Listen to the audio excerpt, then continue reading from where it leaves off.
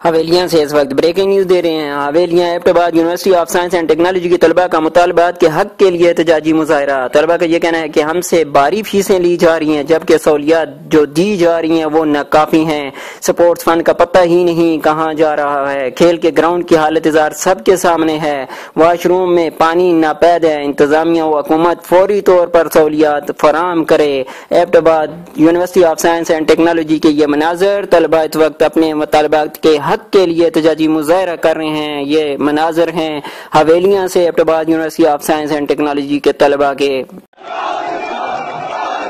Abbottabad university of science and technology की इंतजामिया ने भी तलबा से मुज़ाकरात किए हैं, ताहम तलबा जो हैं अपने मुतालबात पर डटे हुए हैं।